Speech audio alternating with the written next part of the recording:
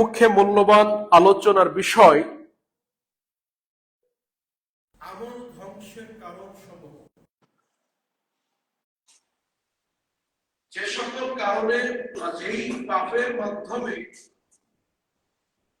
বান্দার অতীত জীবনের সমস্ত আমলগুলো নষ্ট হয়ে যায়। পৃথিবীতে কিছু কারণ রয়েছে, কিছু পাপ রয়েছে, কিছু অপরাধ রয়েছে, যেই পাপের দরুন, যে অপরাধের ফলে একজন মুসলিম, একজন মুমিন ব্যক্তি অতীত জীবনের পিছনে 20 বছর, 30 বছর, 40 বছর, 50 বছর, 80-100 বছরের অতীতের সব আমলগুলো নিমিষে ধ্বংস হয়ে যেতে পারে। বিষয়টা অত্যন্ত গুরুত্বপূর্ণ এবং অত্যন্ত সেনসিটিভ একটা বিষয় প্রত্যেকটি মুসলিমের জন্য।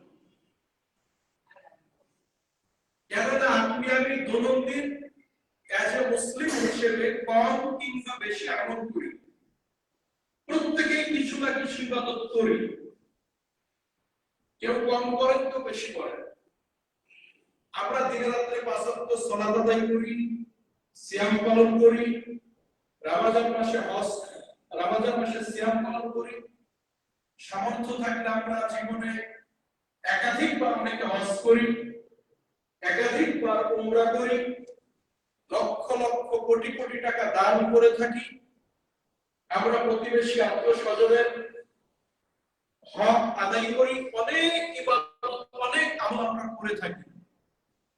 কিন্তু কাল কিয়ামতের দিন যদি দেখা যায় যে আপনার ওই আমলগুলোকে, ওই ইবাদতগুলোকে আপনার কিছু ত্রুটির কারণে, আপনার কিছু পাপের কারণে আল্লাহ সব কিছুকে একদম বরবাদ করে দিয়েছেন, ধ্বংস করে দিয়েছেন, তাহলে একজন মুসলিম ব্যক্তির জন্য, একজন ইমানদার ব্যক্তির জন্য বিষয়টা কত বড় ভয়ঙ্কর একটা বিষয়।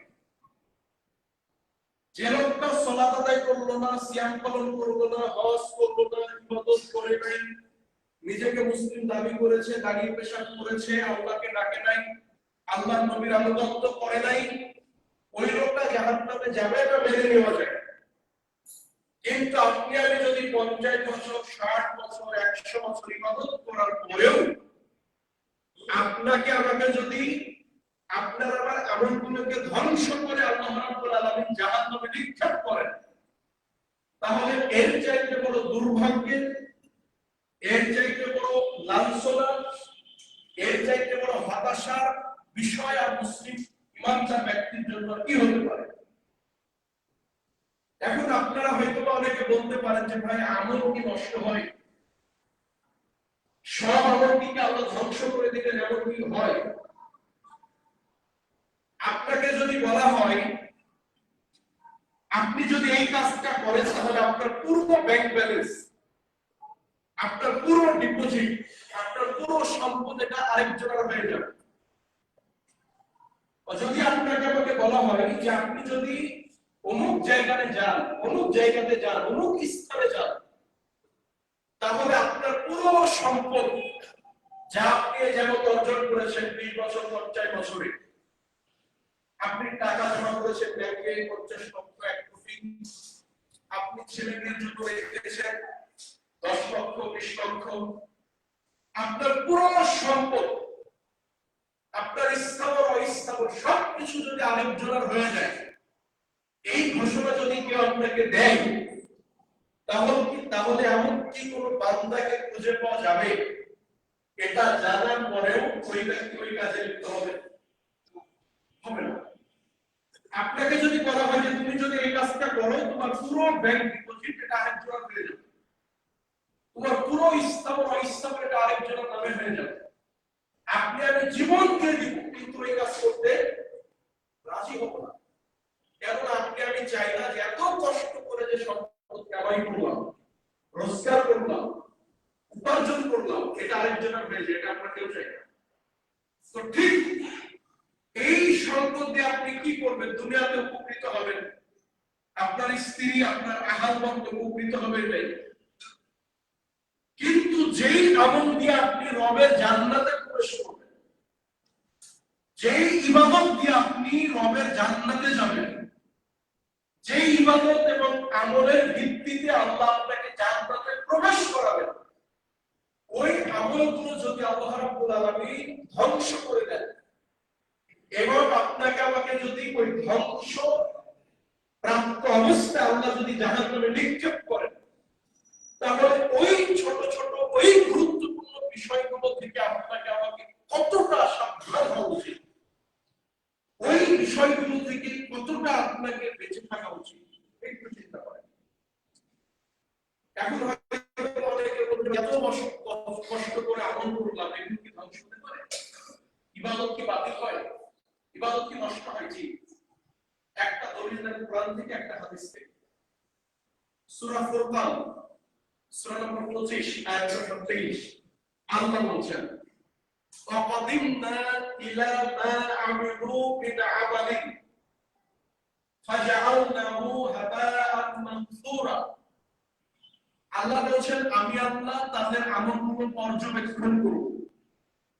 কিছু বান্দা আছে মুসলিমদের মধ্যে হতে, যারা ঈমান আদায় করেছিল, যারা দুনিয়াতে অনেক নেক কাজ করেছিল, যারা দুনিয়াতে অনেক ইবাদত বন্দেগী করেছিল, আমি আল্লাহ তাদের আমলগুলো পর্যবেক্ষণ করব, আমি আল্লাহ তাদের আমলগুলো তদন্ত করব। অতঃপর আমি আল্লাহ সেই আমলগুলোকে বিক্ষিপ্ত ধূলিকণায় পরিণত করে দেব। আল্লাহ বলছেন যে আমি আল্লাহ তার সব ইবাদতগুলোকে ধ্বংস করে দেব। এটা কোরআন থেকে দলিল দিলাম। এবার আপনি হাদিসে চলে আসেন, 4245 নম্বর হাদিস, সুনান ইবনে মাজাহ গ্রন্থে। সাওবান রাদিয়াল্লাহু তাআলা আনহু তিনি বলেন, নবী সাল্লাল্লাহু আলাইহি ওয়াসাল্লাম বলেছেন, আল্লাহি আল্লাহর কসম, লা আ'লামান্না আলা উম্মতি আকওয়ামান, আমার এমন কতগুলো উম্মতের ব্যাপারে আমি নবী মুহাম্মদ জানি, আল্লাহ রাসূল বলেছেন, আমার উম্মতের মধ্য হতে, মানে মুসলিমদের মধ্য হতে, আমার উম্মতদের মধ্য হতে, ঈমানদারদের মধ্য হতে এমন কতগুলো মানুষের সম্পর্কে আমি নবী মুহাম্মদ আমি খুব সচেতন, তাদের ব্যাপারে আমি অবগত। ইয়াতুনা ইয়াউমাল কিয়ামাহ বিহাসানা, যারা কিয়ামতের দিন নেক কাজ, ইবাদত বন্দেগী, আমল নিয়ে আমি আল্লাহ আমার সম্পর্কে হাজির হব। কথা বুঝেন? তারা ইবাদত নিয়ে, তাদের আমল নিয়ে, তাদের নেক কাজ নিয়ে তারা কিয়ামতের দিন হাজির হবে। সাথে আছে অনেক ইবাদত, সাথে আছে অনেক নেক কাজ, সাথে আছে অনেক আমল। কত বেশি? আল্লাহ রাসূল বলেন, ইয়াতুনা ইয়াউমাল কিয়ামাহ বিহাসানা, আল্লাহ রাসূল বলেন যে তারা আমার নিকটে আসবে, ইয়াতুনা ইয়াউমাল কিয়ামাহ বিহাসানাতিন ইলা জিবালি তিহামাতা বিইলা, তিহামা পর্বতের শুভ্রতার নেই তাদের নেক কাজ থাকে। আরব উপদ্বীপের ভৌগোলিক কিছু অংশকে তিহামা বলা হয়। আরব উপদ্বীপের ভৌগোলিক কিছু অঞ্চলকে বলা হয় তিহামা। ওই তিহামা পর্বতের শুভ্রতার ন্যায় বিশাল পরিমাণ আমল অল্প করে নাই, ইবাদত বন্দেগী কম করেছে তা কিন্তু না। বিশাল তিহামার শুভ্রতার ন্যায় ইবাদত, আমল, ভালো কাজ, নেক কাজ। আল্লাহ রাসূল বলেন, ফাজাআলাল্লাহু হাবাআন মানসুরা, অতঃপর আল্লাহ রাব্বুল আলামিন তাদের ওই তিহামা পর্বত সমান নেক কাজগুলোকে, ভালো কাজগুলোকে আল্লাহ রাব্বুল আলামিন বিক্ষিপ্ত ধূলিকণায় পরিণত করে দিলেন, ধ্বংস করে দিলেন। আপনি চিন্তা করতে পারেন, আপনি আমি আর কতটুকু ইবাদত করেছি? তিহামার শুভ্রতার ন্যায় যারা ইবাদত নিয়ে আসবে, তাদের ইবাদত আল্লাহ বাতিল করে দিবেন কিছু কর্মের কারণে। সেই কর্মগুলো কি? সকলে বেশ কিছু কারণ আছে যার মাধ্যমে একজন ইমানদার, একজন মুসলিম ব্যক্তি অতীতে ইবাদত আমল ধ্বংস হয়ে যায়। তার মধ্যে অন্যতম একটা কারণ সূরা মুহাম্মদ 47 নম্বর সূরা 8 নম্বর আয়াত আল্লাহ বলছেন যালিকা বিআন্নাহুম কারিহু মা আনজালাল্লাহ। এটা এজন্য যে আল্লাহ যে বিধিবিধান অবতীর্ণ করেছেন, আল্লাহ যে বিধিবিধান মানুষকে দিয়েছেন, আল্লাহ যে বিধিবিধান মানুষের মাঝে অবতীর্ণ করেছেন, আল্লাহ যে বিধান নাযিল করেছেন, ফাকারিহু সেই বিধানকে যারা অপছন্দ করে। আল্লাহ কোন একটা বিধান দিয়েছেন, যে কোনো বিধান হতে পারে, ব্যক্তিগত স্বার্থে হোক, দলীয় স্বার্থে হোক, মাযহাবী স্বার্থে হোক, বা যে কোনো কারণে যদি কোনো ব্যক্তি আল্লাহর নাযিলকৃত ওই বিধানটাকে অপছন্দ করে, ঘৃণা করে, সব বিধান মানে বুঝেন ঈমানদার মুসলিম আল্লাহর সব বিধান মানে, কিন্তু আল্লাহর নাযিলকৃত কোন একটা বিধানকে কি করে? অপছন্দ করে, অস্বীকার না, অপছন্দ। এই বিধানটা আমার ভালো লাগে, আল্লাহ রাসূলের এই সুন্নাহটা আমার খুব একটা পছন্দ না, আল্লাহর এই আয়াতটা কেন জানি আমার কাছে একটু ডাউট লাগে। জাস্ট এই যে অপছন্দ যদি কেউ করে, আল্লাহ বলছেন ফাআহবাতা আকমালাহুম, ওই ব্যক্তি পুরো জীবনে যা ইবাদত করেছে, যা আমল করেছে, আল্লাহ তার ঈমানও বাতিল করে দিবেন, আল্লাহ তার সমস্ত ইবাদতগুলোকে বাতিল করে দিবেন। আল্লাহ বলছেন আল্লাহর কোন একটা বিধান আপনি যদি অপছন্দ করেন, আপনার সাথে যায় না, কোনো কারণে আপনার মন মতো হচ্ছে না, তখন আপনি বলছেন যে ইসলামের সবই ভালো লাগে, এই বিষয়টা আল্লাহ রাসূলের সব হাদিস মানে, কিন্তু এই হাদিসটা আমার পছন্দ হলো না, বিশ্বাস হলো না, কিন্তু বিশুদ্ধ হাদিস। আরেকটা আয়াত, এই আয়াতটা পাবেন সূরা মুহাম্মদ 47 নম্বর সূরা 28 নম্বর আয়াত। আল্লাহ বলছেন যালিকা বিআন্নাহুম ইত্তাবিউ মা আসখাতাল্লাহ। এটা এজন্য যে আল্লাহ সন্তুষ্ট হন, আল্লাহ অপছন্দ করেন এমন কোন বিষয়কে কোন মুসলিম কি করে? অনুসরণ করে। আল্লাহ যেই বিষয়টাকে অপছন্দ করেন, আল্লাহ যেটাকে নিষেধ করেছেন, আল্লাহ যেটাকে হারাম করেছেন, এমন কোন বিষয়ের অনুসরণ কোন মুসলিম করে, ইমানদার করে। এরপরে বলছে ওয়াকারিহু রিদওয়ানাহু, এবং আল্লাহ যেটাকে পছন্দ করে ওই ব্যক্তি সেটাকে অপছন্দ করে।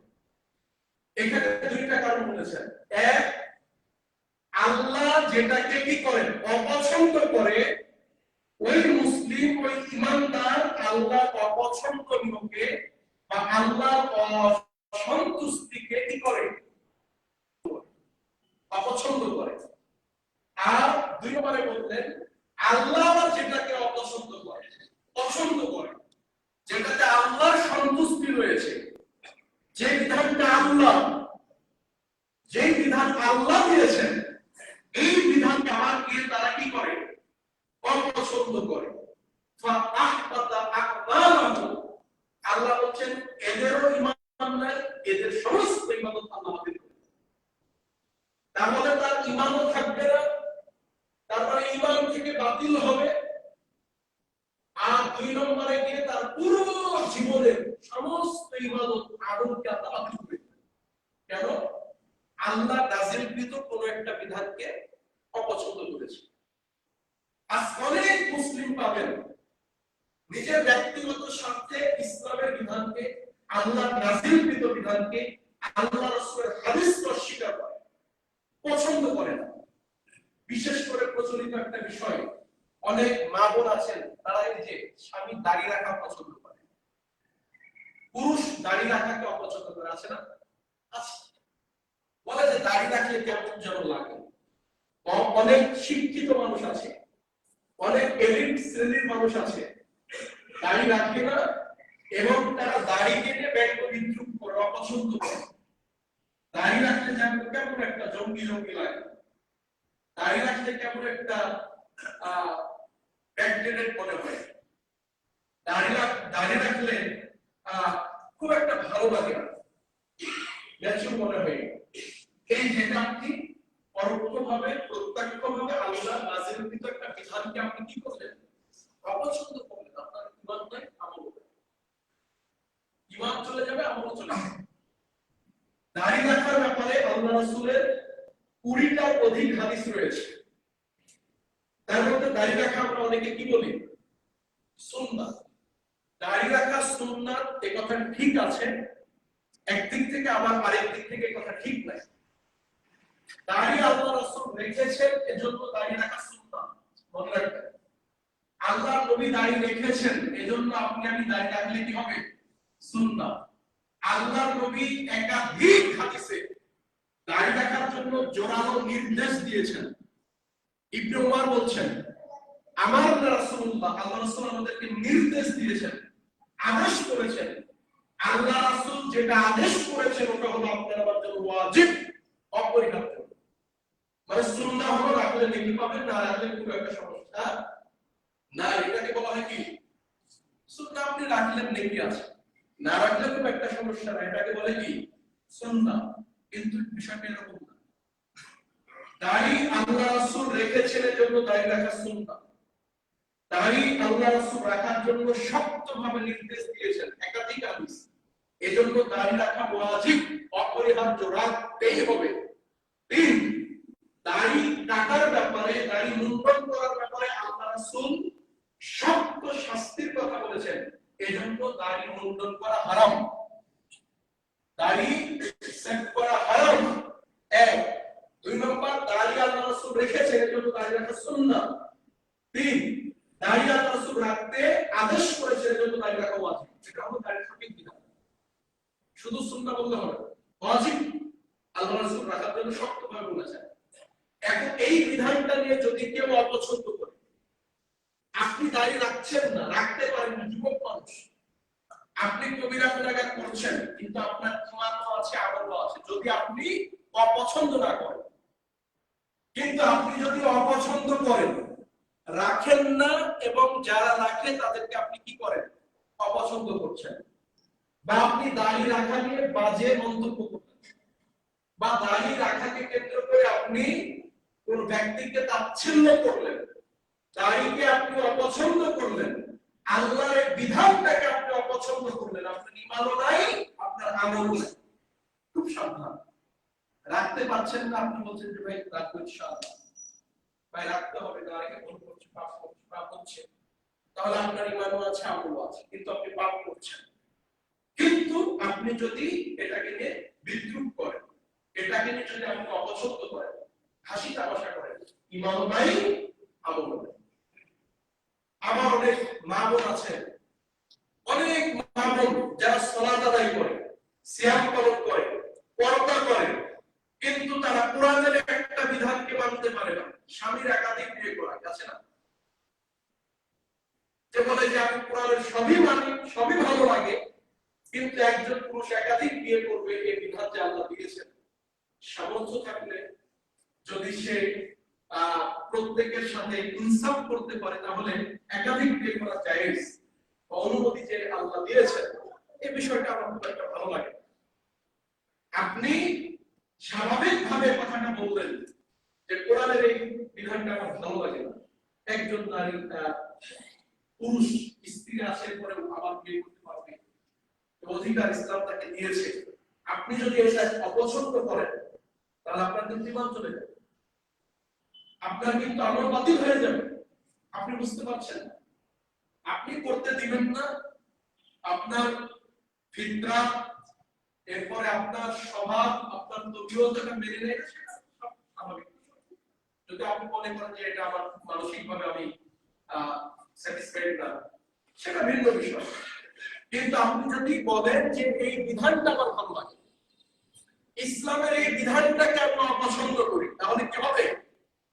আমল বাতিল হয়ে যাবে। এই কথা বলছেন, আল্লাহ নাযিলকৃত কোন একটা বিধানকে যদি কেউ অপছন্দ করে, তার বিরুদ্ধে যদি কেউ আঙ্গুল দেখায়, তাহলে তার আমল বাতিল। এটা আপনার বলছেন।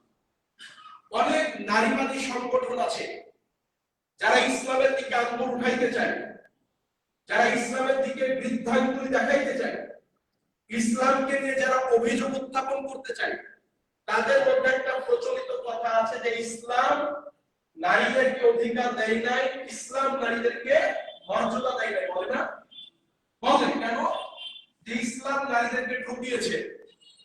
একজন পুরুষের অর্ধেক সম্পদ পাবে মেয়ে, আপনার ছেলে যে সম্পদ পাবে তার অর্ধেক পাবে আপনার মেয়ে। তাহলে নারীদেরকে ইসলাম ঠকিয়েছে। তারা বলে যে ইসলামের সব বিধান ভালো, কিন্তু এই বিধানটা আমার পছন্দ না। ছেলে মেয়ে সমান অধিকার দিতে হতো, সমানে সমানে সম্পদ ভাগ করতে হতো। আপনি ইসলামের সবই বলেন, কিন্তু আপনি যদি এই বিষয়টাকে অপছন্দ করেন যে ইসলামের এই বিষয়টা যায় না, ইসলামের সবই ভালো লাগে কিন্তু নারীদেরকে সম্পদ দিবে ছেলেদের অর্ধেক, এটা আমি মানতে পারলাম না, তাহলে আপনার ঈমানও নাই, আমলও নাই। ইসলাম নারীদের সব ক্ষেত্রেই যে সম্পদ অর্ধেক দিয়েছে কথা না। কিছু কিছু ক্ষেত্রে নারীরা ছেলেদের অর্ধেক পায়, তার মধ্যে ভাই বোন, ভাইয়ের অর্ধেক পায় কে? বোন। এরকম কিছু কিছু ক্ষেত্র আছে। কিছু কিছু ক্ষেত্র আছে যেখানে নারীরা পুরুষের চাইতে বেশি সম্পদ পায়, এরকম ক্ষেত্র আছে। যা ওয়ারিশ বুঝেন বা আপনারা ফরাইজ বুঝেন তারা বুঝবেন। এই বিষয়ে বিস্তারিত বলতে গেলে সময় হবে না। আবার এমনও কিছু কিছু জায়গা আছে যেখানে পুরুষে যেই পরিমাণ সম্পদ পায় নারীরাও সেই পরিমাণে পায়।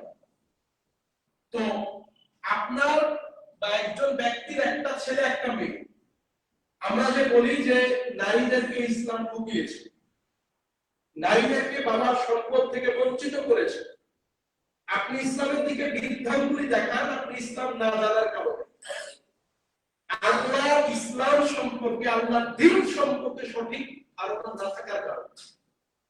একজন ব্যক্তির দুইটা সন্তান, একটা ছেলে একটা মেয়ে, ছেলের অর্ধেক পেয়েছে মেয়ে। এবার এই যে ছেলেটা বিয়ে শাদী করল, ছেলেটা দেখভাল দিতে হবে, ছেলেটা বিয়ে শাদী করেছে, এই ছেলে একটা মেয়ের তার স্ত্রীর দায়িত্ব, ভরণ পোষণের দায়িত্ব নেবে। এই ছেলের সন্তানাদি হবে, তাদের ভরণ পোষণের দায়িত্ব কার? এই ছেলে। আর মেয়েকে আপনি বিয়ে দিয়েছেন আরেক বাসায়, আপনার মেয়ের ভরণ পোষণের দায়িত্ব কার? আপনার জামাই, ওই ছেলে। তাহলে ইসলাম সম্পদ বন্টনের ক্ষেত্রে যে ইনসাফ করেছে, যে ইনসাফ দেখিয়েছে, এটা পৃথিবীতে আর কোনো ধর্ম দিতে পারে না। কিন্তু ধর্ম আপনি বোঝেন না, যার কারণে আপনি ইসলামকে বৃদ্ধাঙ্গুলি দেখান। হিন্দু ধর্মে এখনো বাবার কোন অংশ কন্যারা পায় না। হিন্দু ধর্মে 1829 সালে, খুব বেশি দিন আগে না, 1829 খ্রিস্টাব্দেও সতীদাহ প্রথা ছিল। স্বামী মারা গেলে স্বামীর সঙ্গে জ্বলন্ত চিতায় জ্বালিয়ে দেওয়া হতো তাকে, স্ত্রীকে। 1829 এটা এটা রাজা রামমোহন রায়ের উদ্যোগে এটা বন্ধ হয়েছে, বিলুপ্ত হয়েছে, বেশি দিন আগের কথা না। তো ইসলাম এরপরে আপনার কন্যার বিয়ে দিয়েছেন, আপনার কন্যা তার আল্লাহ না করুক যদি সে বিধবা হয়ে যায়, যদি সে ডিভোর্স নিয়ে চলে আসে, বাবা মারা গেছে, মা মারা গেছে, কার বাসায় ফিরে আসবে? ভাইয়ের বাসায়। ভাই দেখাশোনা করবে। এখন কোন ভাই যদি দেখাশোনা না করে, তার ভরণ পোষণের দায়িত্ব না নেয়, তার ব্যক্তিগত অপরাধ। কিন্তু ইসলাম তো বলেছে তার বড় দেখাশোনা করতে হবে। বাবা মা বৃদ্ধ, অসহায়, অসুস্থ, মাসে লক্ষ লক্ষ হাজার হাজার টাকা ব্যয় করতে হয়, তার এই চিকিৎসার দায়িত্ব, ভরণ পোষণের দায়িত্ব কার? ছেলে না মেয়ে? ছেলে।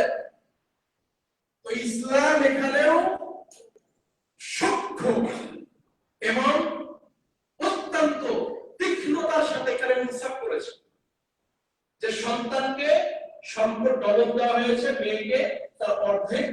এখানে ইসলামের অনেক বিশাল একটা হিকমা আছে। ইনসাফ আছে, যেটা আপনি আমি বুঝে না, যার কারণে আপনি আমি দোষারোপ করি যে ইসলাম নারীদেরকে ঠকিয়েছে, ইসলাম নারীদেরকে মর্যাদা দেয় না।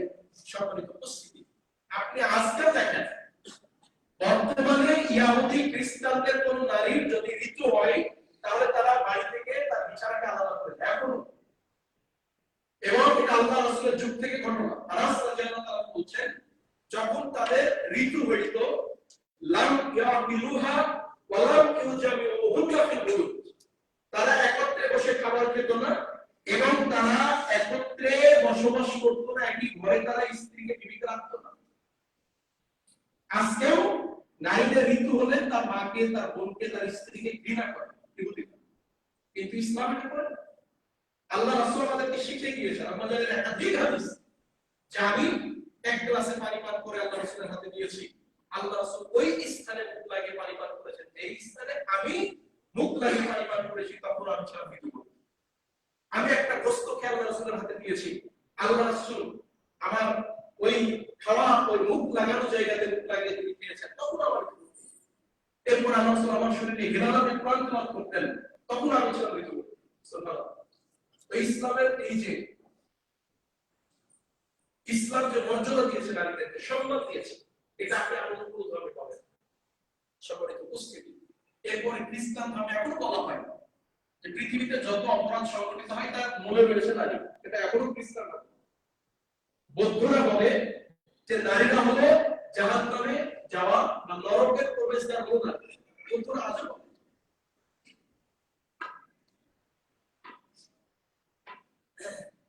আলহামদুলিল্লাহ ওয়াহদা ওয়াসসালাতু ওয়াসসালামু আলা রাসূলিল্লাহ ওয়া বা'দ। সম্মানিত উপস্থিতি, বলছিলাম যে সকল কারণে বান্দার আমল নষ্ট হয়ে যায়, তার অন্যতম একটা কারণ হলো যদি কোনো মুসলিম, যদি কোনো ঈমানদার ব্যক্তি ঈমান আনয়ন করার পর আল্লাহ নাযিলকৃত কোনো বিধানকে যদি অপছন্দ করে, কোনো বিধানকে যদি তাচ্ছিল্য করে, তাহলে তার ঈমানও থাকবে না, আমলও থাকবে না। আমাদের বাংলাদেশের এটা না বললেই না, কেউ কষ্ট পাবেন না, আমাদের বাংলাদেশে অনেক মুফতি সাহেব পর্যন্ত আছে, অনেক আলেম পর্যন্ত আছে, যারা এমন কথা মুখে বলে, এমন কাজ করে ফেলে, এমন কাজের দিকে জনগণকে উৎসাহিত করে যেটা আল্লাহ নাযিলকৃত বিধানের পরিপন্থী আছে না, অগণিত অসংখ্য জায়গায় আছে। আমাদের অনেক বড় বড় আলেম, অনেক বিদ্বান, তারা পর্যন্ত আল্লাহ রাসূলের সালাতের হাত বাঁধাকে ব্যক্ত করেছে, বলে দেয় আল্লাহ রাসূল এইভাবে হাত বাঁধতেন। আবার অনেকে বলছে যে আল্লাহ রাসূল, এখন কিছু কিছু মুসল্লি তারা মসজিদে গিয়ে চিৎকার করে আমিন করে চিৎকার করে। ইয়াদুল্লাহ, আল্লাহ রাসূলের স্পষ্ট হাদিস, আপনি আমিন বললেন না, চুপ করে থাকেন, আপনার সালাত বাতিলের কথা আমরা বলছি না, কিন্তু আপনি যদি পাল্টা আল্লাহ রাসূলের একটা বিশুদ্ধ আমল উচ্চ স্বরে আমিন বলা, 788 হাদিস সহিহ বুখারীতে এসেছে, আল্লাহ রাসূল বলেন ইদা আমানাল ইমাম ফাআমিনু ফাইন্নাহু মান ওয়াফাকা তা'মিনুহু তা'মিনাল মালায়েকা গুফিরা লাহু মা তাকাদ্দামা মিন যামবি। ইমাম সাহেব যখন সালাতে আমিন বলে তখন তার সাথে মিলিয়ে তোমরা আমিন বলো, যার আমিন তোমাদের ইমামের আমিন, মুসল্লিদের আমিন এবং মালায়েকাদের আমিন যদি একই সঙ্গে মিলে যায়, আল্লাহ প্রত্যেকের অতীতের সমস্ত সগীরা গুনাহ আল্লাহ ক্ষমা করে দেন। সুবহানাল্লাহ। সহিহ বুখারীর হাদিস। এরপরে আপনি আমিন যদি না বলেন, আপনি আপনার মাযহাব বলেন, আপত্তি নাই, কিন্তু আপনি আমিন বলা নিয়ে যদি ব্যঙ্গ করেন, এটা কার বিধান? আল্লাহর বিধান। ওয়া মা ইয়ানতিকু আনিল হাওয়া ইন হুয়া ইল্লা ওয়াহয়ুন ইউহা। আল্লাহ রাসূল নিজের পক্ষ থেকে কোনো কথাই বলতেন না যতক্ষণ না পর্যন্ত আল্লাহর পক্ষ থেকে ওহী না পাবে। এই আমিন বলার হাদিসটা আল্লাহ রাসূলের, কিন্তু ওহী করেছেন কে? আল্লাহ। আজকে আমাদের অনেক নেতা, যেটাও না বললে না, যারা পূজার মণ্ডপে যায়, যারা হিন্দু ভাইদেরকে নিয়ে সমাবেশের আয়োজন করে, কোনো সমস্যা নেই, কিন্তু তাদের সাথে উপস্থিত হতে বা মন্দিরে যায়, যখন তারা এই শিরকের মতো কবিরা গুনাহে লিপ্ত হয়, এই শিরকের মতো জঘন্য পাপে যখন তারা লিপ্ত হয়, তখন সেই শিরকের জায়গাতে প্রবেশ করে, তাদেরকে উৎসাহ দেয়, শুভেচ্ছা জানায়, অনুদান দেয়। এটাও কি আল্লাহর নাজিলকৃত বিধানকে, আল্লাহর অপছন্দনীয় বিষয়কে, আল্লাহর অপছন্দনীয়, আল্লাহর অসন্তুষ্টিকে এটা কি অনুসরণ করা হয়? অবশ্যই অনুসরণ করা। আল্লাহ কি বললেন? যালিকা বিআন্নাহুম ইত্তাবিউনা মা আসখাতাল্লাহ। আল্লাহ যেটাতে অসন্তুষ্ট হয় ওই কাজের অনুসরণ যারা করবে তাদের আমার বাতিল।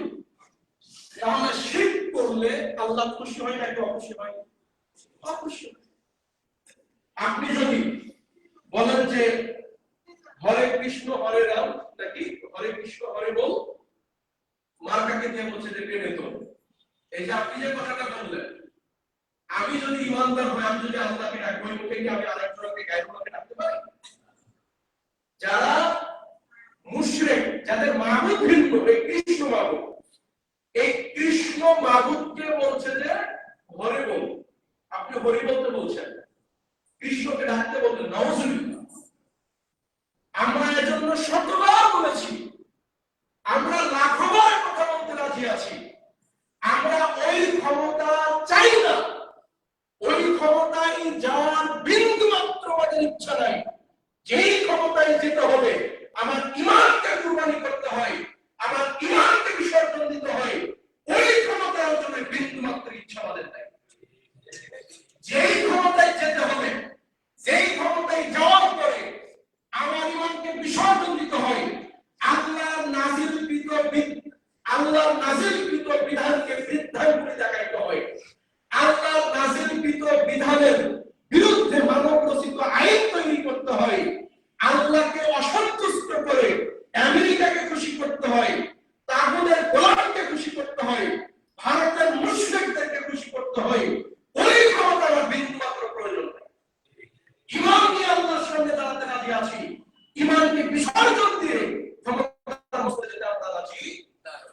সম্মানিত উপস্থিতি, বলছিলাম আপনার আমার যদি আমল ঈমান রক্ষা করতে চাই, এমন কোন কাজ করবেন না জীবন থাকতে যেটাতে আল্লাহ সন্তুষ্ট হন, যেটা আল্লাহর নাজিলকৃত বিধানকে বিধানগুলি দেখা হবে, বলেও এমন কোন কাজের ধারে কাছে যাবে। সম্মানিত উপস্থিতি, এটা হলো আমল ধ্বংসের অন্যতম কারণ।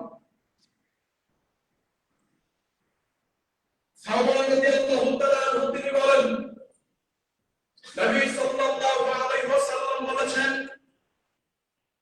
আল্লাহর আল্লাহর কসম, লা আ'লামান্না আলা উম্মতি আকওয়ামান। আল্লাহ রাসূল বলেছেন, দুনিয়ার মানুষ তোমরা শোনো, নিশ্চয়ই কাল কিয়ামতের দিন আমার অনেক উম্মত সম্পর্কে আমি জানি। লা আ'লামান্না আকওয়ামান মিন উম্মতি, আমি নবী মুহাম্মদ আমার উম্মতদের সম্পর্কে আমি জানি, তারা আমার উম্মতদের মধ্য থেকেই হবে। আমার উম্মতদের মধ্যে এমন অনেক মানুষকে আমি চিনি, ইয়াতুনা ইয়াউমাল কিয়ামা বিহাসানা, যারা কাল কিয়ামতের দিন নেক কাজ নিয়ে হাজির হবে, ইবাদত নিয়ে হাজির হবে, বিশাল পরিমাণ আমল নিয়ে, ইবাদত নিয়ে আল্লাহর সামনে হাজির হবে। আল্লাহর নবী বলছেন, তারা এত পরিমাণ নেক কাজ নিয়ে আসবে যেই যার পরিমাণ হবে তিহামা পর্বতের শুভ্রতার নেই। তিহামা পর্বত সৌদি আরব উপদ্বীপের বেশ কিছু ভৌগোলিক অঞ্চলকে বলা হয় তিহামা। এই তিহামা পর্বতের শুভ্রতার নেই ইবাদত আমল নিয়ে কাল কিয়ামতের দিন তারা আল্লাহর সামনে হাজির হবে। ফায়াজআলুল্লাহু হাবাআন মানসুরা, অতঃপর আল্লাহ তাদের সব ইবাদত আমলগুলোকে বিক্ষিপ্ত ধূলিকণায় পরিণত করে দিবেন। তখন সাহাবায়ে কেরাম বললেন, আল্লাহ রাসূল তারা কারা? মানহুম ইয়া নবী আল্লাহ, আল্লাহর নবী তাদের পরিচয় বলেন, তারা কারা? যারা কাল কিয়ামতের দিন এত পরিমাণ ইবাদত নিয়ে আসবে, আমল নিয়ে আসবে, এরপরে আল্লাহ তাদের ইবাদতকে আমলকে সবগুলোকে বিক্ষিপ্ত ধূলিকণায় পরিণত করে দিবেন। তখন নবী সাল্লাল্লাহু আলাইহি ওয়াসাল্লাম বলছেন, শোনো, আল্লাহ রাসূল বলছেন, তারা হলো আমার উম্মতের মধ্য থেকে কিছু মানুষ। নবী সাল্লাল্লাহু আলাইহি ওয়াসাল্লাম বলেন ওয়ালাকিন্নাহুম আকওয়ামুন, তারা হলো আমার কওম, আমার উম্মাহ। আল্লাহ রাসূল বলেন যে ইয়াকুদুনা বিল্লাইলি কামা তাকুদুন, তোমরা যেভাবে রাত্রি বেলা ইবাদত করো তারাই ইবাদত করে, তোমরা সালাত আদায় করো তারাও সালাত আদায় করে, তোমরা দান করো তারাও দান করে, তোমরা হজ করেছো তারাও হজ করে। কিন্তু নবী সাল্লাল্লাহু আলাইহি ওয়াসাল্লাম তাদের পরিচয় বলছেন, শোনো ওয়ালাকিন্নাহুম আকওয়ামুন ইযা খালাউ বিবাহারিল্লাহ ইনতাহাকুহা, যখন তারা নীরবে নিভৃতে অন্ধকারে রাত্রি বেলায় অন্য জায়গায় একাকিত্ব অবস্থান করে, তখন আল্লাহর নিষিদ্ধ হারাম বস্তুকে, হারাম কাজকে হামেশাকে তারা গ্রহণ করে নেয়, মানে গোপন পাপ। 4245 নম্বর হাদিস, গোপন পাপে যারা লিপ্ত হয়। অনেক যুবক আছে যারা দিনে রাতে 5 ওয়াক্ত সালাত আদায় করে, অনেক যুবক আছে যারা প্রত্যেক দিন চেষ্টা করে কিছু কোরআন তেলাওয়াত করার, অনেক যুবতী আছে বোরকা পরে তারা বেপরদায় চলাফেরা করে না, কিন্তু রাস্তাঘাটে, স্কুলে, পার্কে বয়ফ্রেন্ডের হাত ধরে চলাফেরা করেছে। যখন তারা লোকচক্ষুর অন্তরালে চলে যায়, মানুষ দেখে না, এমন জায়গায় গিয়ে আল্লাহর হারামকৃত বস্তুকে তারা গ্রহণ করে, হারাম বয়ফ্রেন্ডের সঙ্গে তারা মিলে যায়, হাত ধরে চলাফেরা করে। অনেক যুবক আছে ফোনে অপর নারীর সঙ্গে প্রেমের আলাপে লিপ্ত হয়। এটাই হলো আল্লাহ নিষিদ্ধ বস্তুকে গ্রহণ করা। আল্লাহ নিষেধ করেছেন এমন বস্তুকে তারা গ্রহণ করে। মানুষ জানে যে ভালো, সালাত আদায় করে, সিয়াম পালন করে, হাজী সাহেব, কিন্তু গোপনে গিয়ে পাপ করে। মানুষ জানে যে লোকটা হাজী সাহেব প্রত্যেক দিন 5 ওয়াক্ত সালাত মসজিদে এসে আদায় করে, কপালে দাগ হয়ে গেছে সালাত আদায় করে করে, কিন্তু ভূমি অফিসে চাকরি করে, আপনার এসিলেন্টে চাকরি করে, পাসপোর্ট অফিসে চাকরি করে, কলমের কোচাই লক্ষ লক্ষ কোটি কোটি টাকা গোপনে আত্মসাৎ করে, দেশের টাকা পাচার করে, বিদেশে পাচার করে। এরাই হলো এই সমস্ত। কপালে দাগ পড়ে গেলে কি হবে? আপনি যে মানুষের ক্ষতি করেছেন, দুর্নীতি করেছেন, আত্মসাৎ করেছেন, মানুষকে ধোঁকা দিয়েছেন, আপনি নীরবে নিভৃতে আল্লাহর হারামকে আপনি গ্রহণ করেছেন। এজন্য আল্লাহ কাল কিয়ামতের দিন আপনার তিহামা পর্বত সমান নেক কাজগুলোকে আল্লাহ বিক্ষিপ্ত ধূলিকণায় পরিণত করবেন। সম্মানিত উপস্থিতি, আপনি আমি মনে করি জীবনে যা পাপ করি না কেন, শেষ জীবনে গিয়ে একবার যদি হজ করে ফেলি তাহলে খালাস, মনে করি না? অনেক মানুষ, অনেক মুসলমান এটা মনে করে, বিশেষ করে যারা আমাদের দেশের নেতা নেত্রী, এরা তো এটাই মনে করে সারা জীবন দুর্নীতি করলাম, অন্যায় করলাম, অবিচার করলাম, জুলুম করলাম, আত্মসাৎ করলাম, যাই করে না কেন শেষ জীবনে গিয়ে একবার হজ করব, অথবা বছরে বছরে রমজান মাসে কেউ আমরা করবো, বাস খালাস। জি না, আপনি সরিষা সম পরিমাণ যদি জুলুম করেন, সেটার বিচার আল্লাহ কিয়ামতের দিন করবেন। আল্লাহ বলেন ওয়াত্তাকু ইয়াওমান তুরজাউনা ফীহি ইলাল্লাহ, দুনিয়ার মানুষ তোমরা আল্লাহকে ভয় করো, সেই আল্লাহকে ভয় করো, মৃত্যু হয়ে গেলে তোমাদেরকে যে আল্লাহর কাছে ফিরে যেতে হবে, কোনো পথ নাই। আজকে যদি সর্বন্ত হয়ে যাই, আল্লাহর কাঠগড়ায় আপনাকে দাঁড়াতেই হবে। আল্লাহ বলেন শোনো, সুম্মা তুওয়াফা কুল্লু নাফসিন মা কাসাবাত ওয়া হুম লা ইউযলামুন, আল্লাহ বিন্দুমাত্র যদি কোনো ব্যক্তি অন্যায় অত্যাচার পাপ করে থাকে, আল্লাহ সেটা হিসাব গ্রহণ করবেন। কোনো ব্যক্তির উপর আল্লাহ বিন্দুমাত্র জুলুম করবেন। ওই দিনকে ভয় করো। আপনি হজ করতে গেলেন, আপনার হজই তো কবুল হয়ে গেল, যেসে আপনি হারাম কাটায়, এসে আপনি বোনের সম্পদ আত্মসাৎ করে, এসে আপনি ভাইয়ের সাথে বাড়াবাড়ি করে। সম্মানিত উপস্থিতি, এজন্য খুব সাবধান, আপনি যেন এমন কোন কাজের সাথে জড়িয়ে না যায় যার কারণে আল্লাহ আপনার আমার সমস্ত ইবাদতকে আমলকে বাতিল করে দেন। সম্মানিত উপস্থিতি, এজন্য বলছিলাম খুব সাবধান। আপনি আমি মনে করছি গোপনে আমি পাপ করি, গোপনে আমি অবৈধ সম্পর্কে লিপ্ত হই, গোপনে আমি ঘুষ খাই, গোপনে আমি সুদ খাই, কেউ হয়তো বা জানে না, কিন্তু একজন জানেন, তিনি কে? আল্লাহ। আল্লাহ রাব্বুল আলামিন বলছেন পবিত্র কোরআন 67 নম্বর সূরা 12 নম্বর আয়াতে আল্লাহ রাব্বুল আলামিন বলেন ইস্তাগফুনা মিনান নাস ওয়া লা ইস্তাগফুনা মিনাল্লাহ ওয়া হুয়া মাআহুম। মানুষ মনে করে যে মানুষ তোমাকে দেখছে না, কিন্তু আল্লাহ বলছেন আল্লাহ তাকে দেখছে, আল্লাহ তার সাথে আছে, আল্লাহ আপনার সাথে আছে। আপনি আমি যতই মনে করি মানুষ আমাকে দেখছেন না, মানুষ আমাকে জানছেন না, কিন্তু একজন আপনাকে আমাকে ঠিকই জানছেন এবং তিনি আপনার আমার সাথে আছেন, এটা আল্লাহ রাব্বুল আলামিন নিজে বলছেন। সম্মানিত উপস্থিতি, বলছিলাম যে সমস্ত আমলের কারণে আপনার আমল নষ্ট হয়ে যাবে, তার আরেকটা অন্যতম কারণ নিজের মধ্যে ইবাদতের অহংকার নিয়ে আসা। আপনি আমি যদি নিজের মধ্যে ইবাদতের অহংকার নিয়ে আসি, আর এই অহংকারের কারণে আরেকজন মুসলিম ভাইকে যদি আপনি আমি মনে করি জাহান্নাম, ওই তো বেদাতি, ও তো জাহান্নামে যাবে, ওই ভাই তো মুশরিক, ওর ডাইরেক্ট জাহান্নাম। আপনি আমি যদি এমনটা ধারণা করি বা এমনটা যদি কাউকে বলে থাকি, বা আপনি কোনো কারণে তুচ্ছ বিষয়ে আপনি বলছেন যে এই লোককে আল্লাহ কোনোদিন ক্ষমা করবে না, বলে না? আবার অনেকে বলে এই লোক মরলে ডাইরেক্ট জাহান্নামে যাবে। আবার অনেকে বলে যে আল্লাহ অমুককে জান্নাত দিয়ে দিল, অমুক একটা জান্নাতি মানুষ, বলে না? আমাদের অনেক হুজুররা বলে, নেতৃত্বদেরকে সামনে নিয়ে, নেতাদেরকে সামনে নিয়ে, যে আমাদের নেতা একজন জান্নাতি মানুষ। পৃথিবীতে জান্নাতি এবং জাহান্নামী বলার ক্ষমতা পৃথিবীর কোন মানুষকে দেওয়া হয়নি, মনে রাখবেন। আল্লাহ রাসূল বলে গেছেন, আল্লাহ মাধ্যমে জানার পরে আপনার আমার এই কথা বলার বিন্দুমাত্র অবকাশ নাই যে আপনি একজনকে বলবেন জাহান্নামী, তুমি তো বিদআতি, তুমি তো জাহান্নামী, অমুক হুজুর জাহান্নামে যাবে, অমুক আলেম মরলে জাহান্নামে যাবে, অমুক ব্যক্তিকে আল্লাহ পশ্চিম কালেও ক্ষমা করবেন না, এই কথা বলার কোনোই সুযোগ নেই। কেননা আল্লাহ কাকে জান্নাতে দিবেন, কাকে জাহান্নামে দিবেন, এটা আল্লাহই জানেন। আর আপনি যদি এই ইবাদতের অহংকার নিজের মধ্যে নিয়ে আসেন, আমার তো আকীদা সহিহ, আমি তো জোরে আমিন বলি, আমি তো রফুল আযান করি, আমার তো আল্লাহ এবং আল্লাহ রাসূল সম্পর্কে বিশুদ্ধ আকীদা, ও তো বিদআতি আকীদা, ও তো ভ্রষ্ট আকীদা, ও তো মরলে জাহান্নামে যাবে, এমন অহংকার যদি আপনার মধ্যে চলে আসে, এই অহংকারের কারণে আল্লাহ আপনাকে জাহান্নামে দিয়ে আল্লাহ তাকেও জান্নাতে দিতে পারেন এবং দিবেন।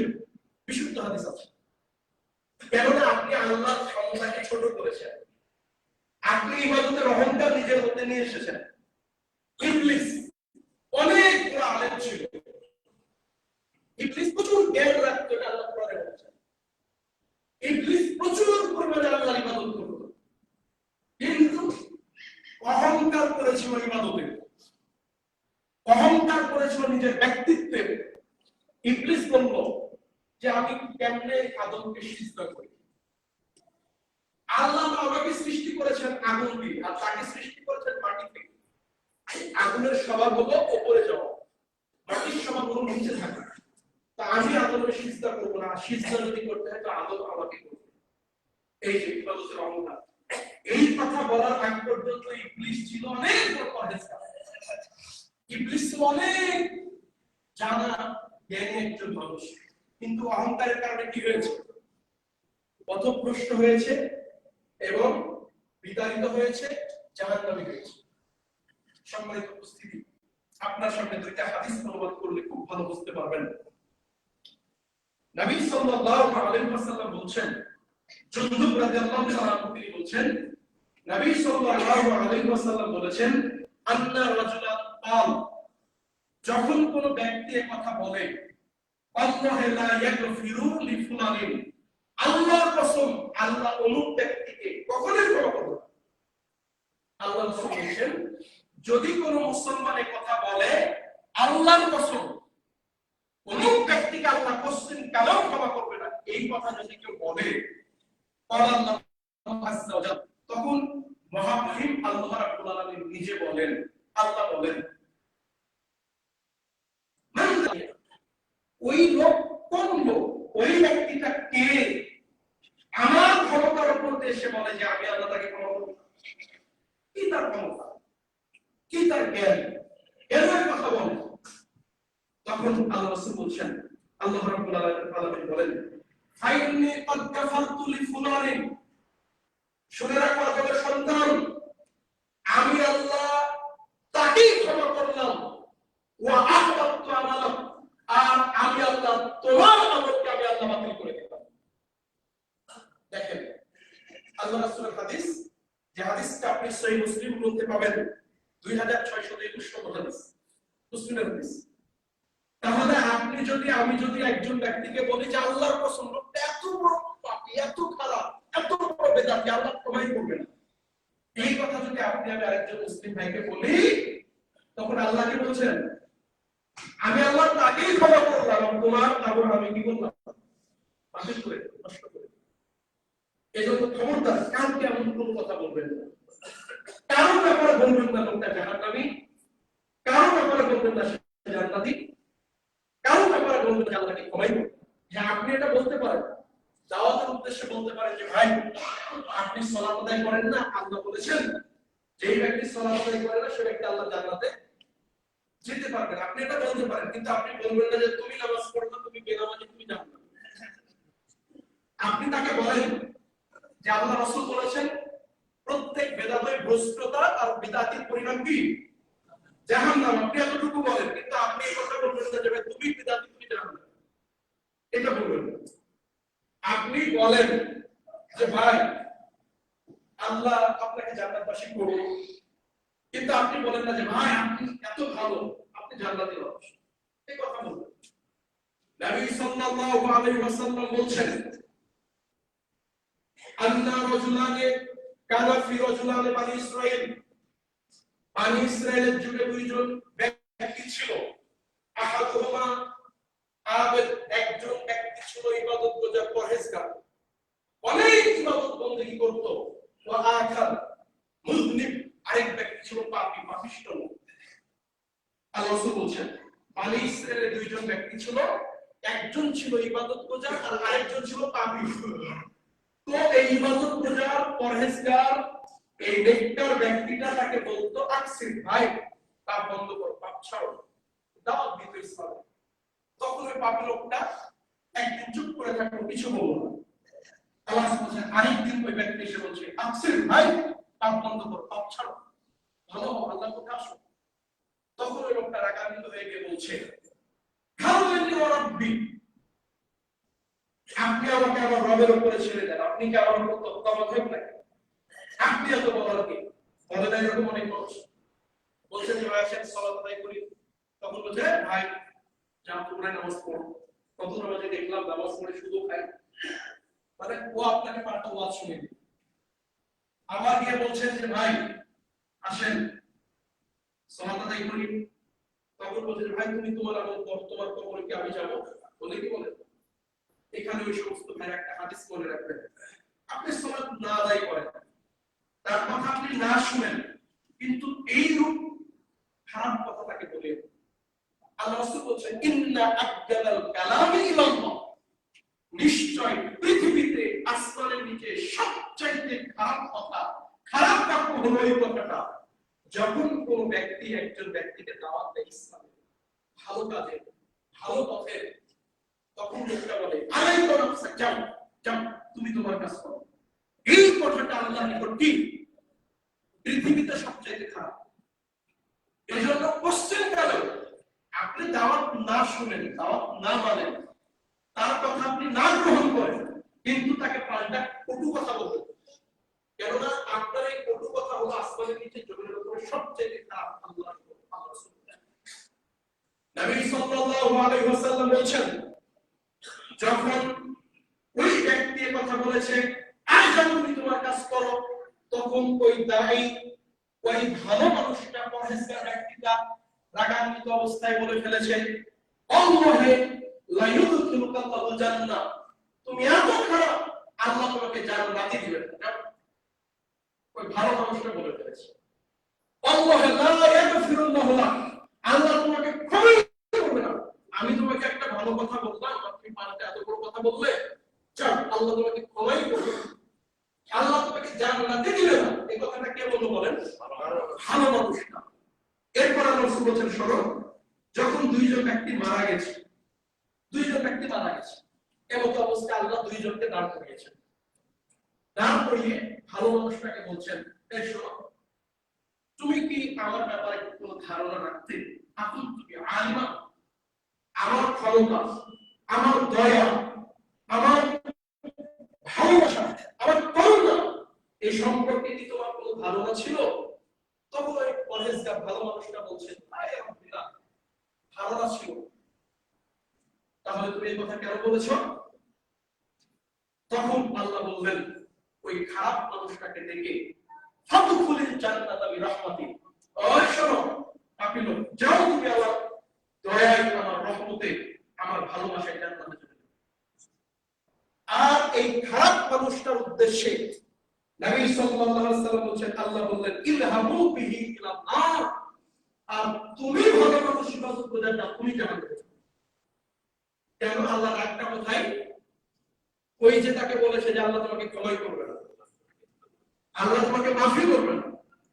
তাহলে আপনি আমি আজকে সহিহ আকীদার অনেক ভাই, সহিহ আকীদার অনুসারী আজকে যারা আমরা আছি, আমরা কিন্তু অনেকে ভুলটা করি।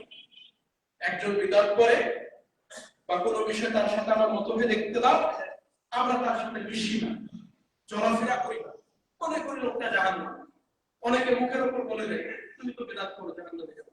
জি না, আপনার এই কথাটা বলাটাই জাহান্নামে যাওয়ার কারণ হতে পারে। আপনার খবরদার, আপনি আল্লাহর উপরে ছেড়ে দেন, তার জন্য দোয়া করেন, তাকে আপনি দাওয়াত দিবেন, কিন্তু আপনি আমি কখনোই তার ব্যাপারে এমন কথা বলতে পারবো না যেটাতে আল্লাহ অসন্তুষ্ট হয়ে আল্লাহ আপনাকে আমাকে জাহান্নামে দিয়ে দেন এবং তাকেই ক্ষমা করে দেন। সম্মানিত উপস্থিতি, সময় স্বল্প, আরো বেশ কিছু বিষয় ছিল। আল্লাহ রাব্বুল আলামিন আমাদের এই কথাগুলো মেনে চলার তৌফিক দান করুন। আমিন। আমরা যে বিষয়ে কথা বলেছি, আল্লাহ আমাদের প্রত্যেকটা বিষয় বুঝে মেনে চলার তৌফিক দান করুন বলি আমিন।